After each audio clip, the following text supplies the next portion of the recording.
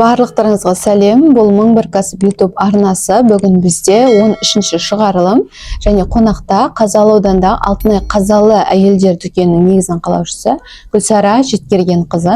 Қош келдіңіз. Рахмет. Жалпы сұрақты бастамас бұрын өзіңізді таныстырып өтсеңіз.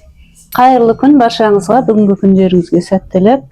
Аты жөнім Гүлсара Байсалбаева Жеткергенқызы. Осы Қазалы қаласының тумасымын және осы Қазалыда тұрам. Отбасым бар, бала-шағам бар, жолдасым бар. Мамандығым сатушы және бухгалтер, есепші мамандығы бойынша жұмыс жасағанмын. Қазіргі таңда жеке кәсіпкермін. Алтынай Қазалы түркиялық дүкенінің жұмыс жасаудамыз сол жерде. Жалпы енді осы кәсібіңіз туралы толық ашып айтып өтсеңіз, не бар ішінде, қашан ашылды? Жалпы біздің дүкеніміз, Алтынай Қазалы дүкеніміз 2004 жылы Алтынай аралас заттар дүкені болып ашылған. Ол жерде біз ең бірінші киімдер емес, майда-шүйде заттардан бастадық. Сол кезде парфюмерия, косметика, майда-шүйде заттарды, қосалқы көптеген заттарды қосып, уже үлкейтіп жылдан жылға дамыттық. Сонымен әрі қарай осы кезде қазір киім дүкені болып әрі қарай жалғасын тауып жатыр дүкеніміз. Енді жалпы сіздің кәсіпте қандай жақсы жақтары және қиындықтары бар? Кәсіпте енді кәсіп деген ол еңбек. Кәсіптің ең алғашқы кезінде барлығында да қиындықтар болатындай бізде де қиындықтар болды.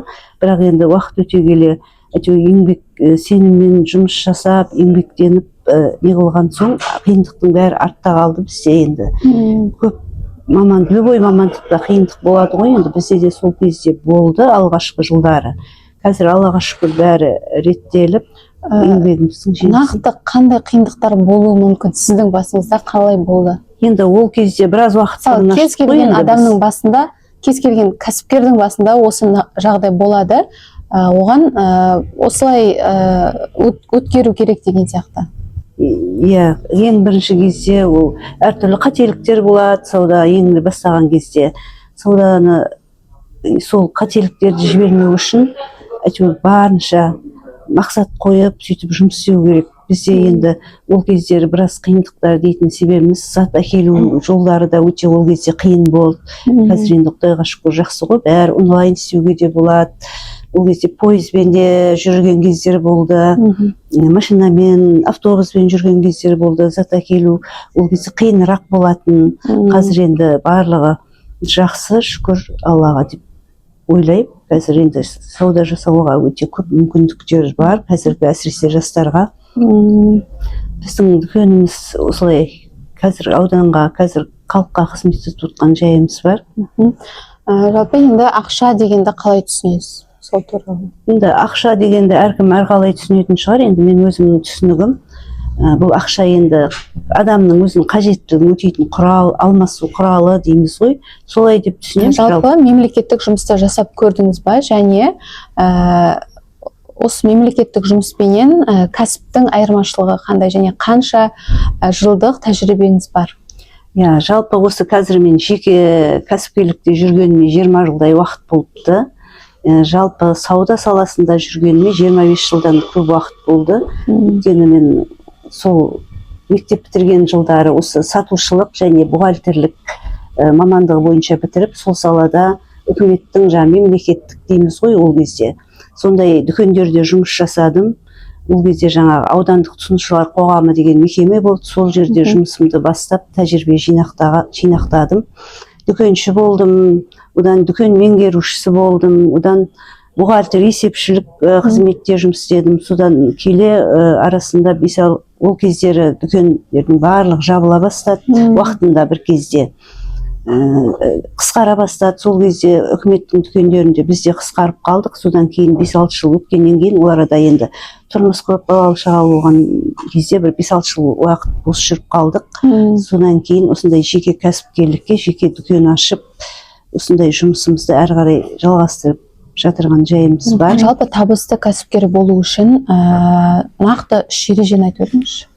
Жалпы кәсіпкер болу үшін ең бірінші адамда еңбекқорлық болу керек, тәуекелшіл болып мақсат қою керек, шыдамды болу керек. Кейбіреулер бір кәсіпті бастайды да қиындығынан тастап кетеді, келесі кәсіпке, әр кәсіпті бір көріп жүреді да.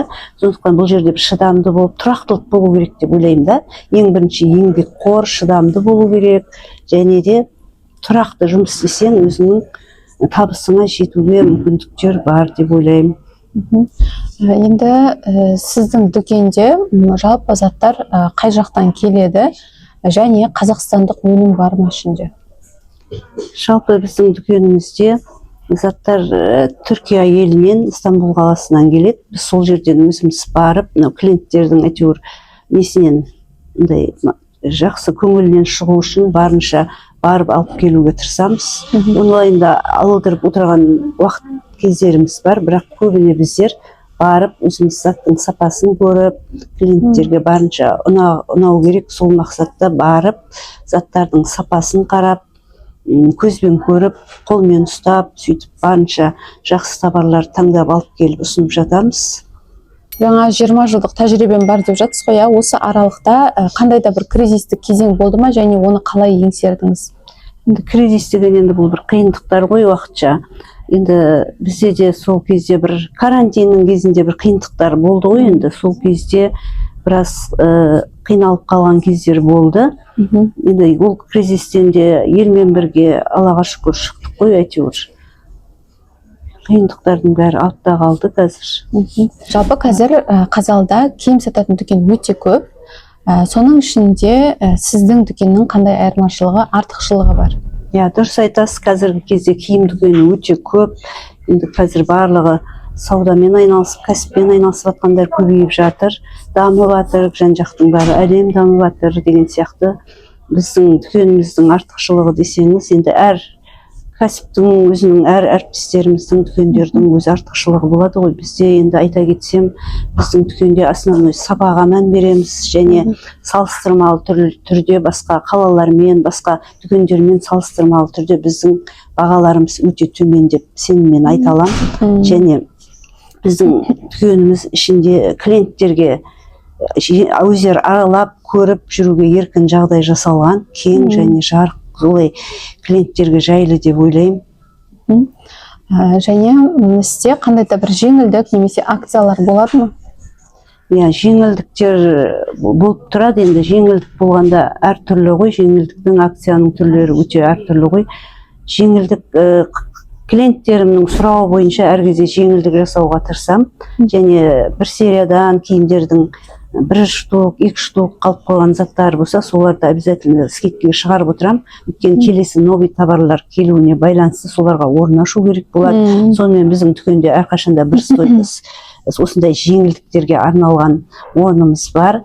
Енді акцияға келетін болсақ, енді акцияның түр-түрі болады ғой, мысалы қайырымдылық акциясы дейміз, болмаса бір сыйлықтар деп жатады. Мен жалпы ондай акцияны ондай көп жасамаймын. Мен тек ораза айының кезінде, сосын бір жұма кездері, жұма күндері болмаймын, сол кезде анда-санда сондай бір акция жасайтыным бар.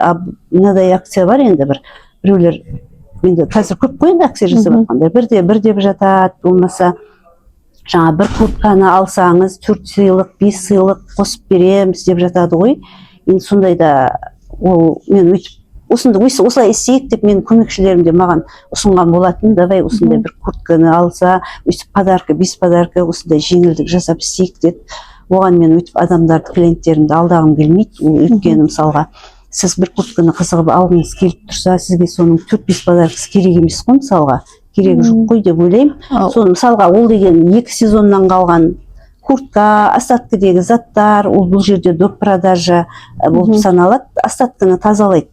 Енді өзім бұл жерде бір айта кетейін дегенім, ондай жаңа сыйлық қосып берем, 5 сыйлық, болмаса бір 60-70% скидка деп жатады, ондайларға көп қызығудың қажеті жоқ. Ол деген бұл жерде маркетинг қой, сату ғой. Сондықтан ол сататын жаңағы заттың ішіне бағасын кіргізіп қояды бұл жерде. Осы акция маған ұнамайды, осы жерде. Жалпы сіздің кәсіппенен әлеуметтік желінің қандай байланысы бар? әлеуметтік желінің қазір маңызы өте зор, көпшілік біледі оны. Мысалға алысты жақындатады дейміз. Әйтеуір сол әлеуметтік желі арқылы көптеген клиенттеріміз көбеюде. Осы арқылы бізге WhatsApp арқылы хабарласып, өздерінің қажетті керек заттарын, размерін, бағасын білу арқылы өздеріне уақыттарын көп кетірмейді. Қазіргі кезде уақыт аралап жүруге көпшіліктің уақыттары жоқ қой. Сондықтан мынау Instagram желісі қазіргі кезде өте тиімді деп ойлаймын. Сіз қазір Instagram арқылы сатасыз, сосын TikTok бар ма? Жоқ, TikTokқа әзір не қылған жоқпыз, қосылған жоқпыз. Енді алдағы уақытта қазір Instagram мен WhatsApp арқылы жұмыс жасап жатырмыз. Жалпы жас кәсіпкерлерге қандай үш кеңесіңіз бар айта алатын? Жас кәсіпкерлерге дейсіз ба? Ең бірінші, енді кәсіп бастау үшін ең бірінші адамға тәуекел керек негізі. Көбісі қорқа бастайды ғой, енді соны ең бірінші тәуекел етіп, алдарына мақсат қойса, сол жөнінде және сеніммен әрекет етсе, нәтиже болады деп ойлаймын. Ең бірінші сол тәуекел, мақсат қою, әрекет ету ғой, осы үшеуі ғой основные. Сол кезде нәтиже болады ғой, сеніммен жұмыс жасаса. Жалпы жаңа Түркиядан барып алып келем деп жатырсыз, заттарды. Жалпы осы елге айына немесе қаншалықты жиі барасыз және қандай да бір қызықтары немесе қиыншылықтары болды ма? Түркия еліне біз затқа көбіне жылдың 4 мезгілі болса, осы 4 мезгілінде баруға тырысамыз. Әр сезонның өзінің товарын алып келеміз ғой, себебі бізде қиындықтарына келсек, бір алғашқы кездер қиындық болды. Мысалға шет тілін білмегендіктен түсінісу өте қиындау болды. Енді қазір жиі барғандықтан оған да үйреніп кеттік. Қызықты жағдайын сұрасаңыз, қызықты жағдай ол жерде көп болады. Енді бәрібір есіме түспей тұр. Қиындықтар, мысалға карантин кезінде де, карантин бітті ғой, сол кезде де біз шетел Турцияға шыққанбыз, маска тағып алып, масканы ешқандай шештірмейді, сондай бір қиын кезеңдерде болды. Енді тіл жағынан қиындықтар бола ма? Тіл жағынан көбірек болды, бірақ енді қазір осы кезде үйреніп кеттік. Өткені мен білмеймін, 4-5 жыл қатынадым ғой, содан кейін уже білінбей кетті. Алғашқы кезде ол қиындық болады енді. Өйткені ол кезде орысшаны түріктер түсінбейтін түріктер болады, орысшаңды да сол кезде шет тілін білу өте маңызды екен сыртқа шыққанда деп ойлаймын. Бірақ қазіргі таңда смартфонның көмегімен негізі онлайн переводчиктер де шығып жатыр. Негізі қазір жасаймын деген адамға барлық жағдай жасалған сияқты айналадан. Онлайн жасаймыз. Енді біз онлайн қазір ондай переводчиктер жалдамаймыз. Өзіміздің постоянный барып жүрген, үйренген фабрикаларымыз бар ғой, соларға біз уже үйренгенбіз. Тілімізді барынша орысша, әйтеуір түркше бір-екі сондай ағылшын тілдерін қосып, әйтеуір өзіңізге керек сөздерді ауыз екі тілді үйреніп алдық. Қазір нанымызды сұрап жей алатын халге жеттік деген сияқты ғой. Енді товарларымызды да әйтеуір сөйтіп алатын жағдайға жеттік. Тілдің біразын үйреніп те қалдық осы кезде. Сіздің дүкеніңізден басқа қалалардан тапсырыс беру және өздері келіп алу болады ма? Бізде басқа қаладан көбіне тапсырыстар беріп жатады. Мысалға бізде даже мына жақын Қызылорда облысынан да заказ тапсырыс беріп жатады. Өйткені заттардың бағасына қарап салыстырмалы түрде бізде шамалы төмен болғандықтан, мына Қызылордадан және Арал қаласынан және мына Ақтөбе, Жаңаөзенде тапсырыс беретін клиенттеріміз бар біздің тұрақты. Және де мына өздері келіп алатын клиенттеріміз бар жақын ауыл аймақтардан, және де мына Байқоңыр, Төретам, Сексеуіл, Аралдан көптеп келіп алып жатады. Бізден клиенттеріміз Аллаға шүкір баршылық. Енді жалпы осы Қазалы тұрғындарында қыз-келіншектер сіздің дүкенге қатысты жалпы қызығушылықтың басым көпшілігі қандай заттарда? Біздің дүкеніміздегі өзімнің основной клиенттерімнен туралы айтсам, олар енді біздің заттардың бізде ассортимент түрлері өте көп. Бізде жалғыз киімдер емес, аяқ киімдер, бас киімдер, сыртқы киімдер, ішкі киімдер, носки, колготки деген заттарға дейін көп заттардың түрлері. Сол үшін әрі сапалы, бағалары тиімді болғандықтан біздің магазинге қызығушылықтары жоғары деп ойлаймын. Жалпы жаңа 20 жылдық тәжірибем бар дедіңіз ғой, иә? Осы аралықта әртүрлі зат сатып көрдіңіз, иә? Солардың ішінен бір анализ жасағаныңыз болды ма? Мына зат өтімді деген. Бір екі зат болса. Иә, 20 жыл сұраныс бар деген. Сұраныс, мен ең баста біздің дүкеніміз алтынай аралас заттар дүкені болып ашылды ғой. Сол кезде біз ең бірінші парфюмерия, косметикадан, майда шүйдеден бастадық. Посуда да саттық, біз ол жерде игрушка да саттық. Енді продуктіден басқасының барлығын саттық сол кезде. Бізде клиенттердің сұранысы бойынша ғой, не сұрайды, соны алып келетін едік сол кезде. Бағаларында тиімді алып қоятын едік. Сол қазір енді киімдеріміздің де түркиялық киімдеріміздің сапасын жақсы болғаннан көбірек сұрағандықтан біз көбірек әкелуге тырысамыз. Сонда сіздің жасаған тәжірибе бойынша әйелдер киімі тез өзіме сол әйелдер киімі жақын болды, өйткені ең алғаш магазиндер жабылып қалған кезде мемлекеттік дүкендерде жұмыс жасадым деді ғой, сол кездерде магазиндер жабылып қалды, бізде ондай көп выбор болмайтын біздің Қазалыда Түркия киімдеріне. Сол кезде мен отбасыммен өзім облыс орталығына барып Түркия киімдерін алып тұратын. Біз Түркия киімдерінің сапасына жақсы қызығатынмын, соны сатсам екен деп ойлайтын едім. Адам не ойласа сол әйтеуір ойға жетеді екен. Енді жалпы өзіңіздің бір үлгі ретінде айта алатын кітабыңыз немесе подкасттарыңыз бар ма? Кітап енді көп оқымағанмен, енді оқыған кітаптарым бірнешеуін айта кетсем, енді Ақыл алар гүлдер өлкесі деген жақсы кітап бар. Соны да мысалға көпшілікке кеңес бере аламын, соны кітапты оқуға. Және бар тағы бір кітаптар оқыдым, есіме түспей отыр. Жүрек тыныштығы деген кітап бар, және де Қуаныш Жонбай дегеннің екінші болма деген кітабы бар. Осыны кәсіпкерлерге осы екінші болма деген кітап жақсы деп ойлаймын. Осы кітаптарды оқуға кеңес берер едім. Жалпы өзіңіздің жұмысыңызды толық таныстырып өтсеңіз, сізді қайдан табады және сіздің ассортиментті қай жақтан көре алады? Біздің дүкеніміз қазір Қазалы қаласында Әйтеке би 48-де Мирас сауда үйінің 2-ші этажында орналасқанбыз. Алтынай Қазалы деген инстаграм парақшамыз бар. Сол жерде барлығы көрсетілген, барлық товарларымыздың барлығын сол жерден көре алады клиенттеріміз, және қандай уақытта ашып, қандай уақытта жабылатындығы, барлық ақпараттар сол жерде толық бар. Содан білуге болады деп ойлаймын. Инстаграмға кірсе барлық ақпарат сол жерде толық айтылған, иә? Келесі сұрақ, жалпы осы біздің каналға қандай айтатын бір сын пікіріңіз бар? Сіздің каналға енді ондай артық сын пікірім жоқ.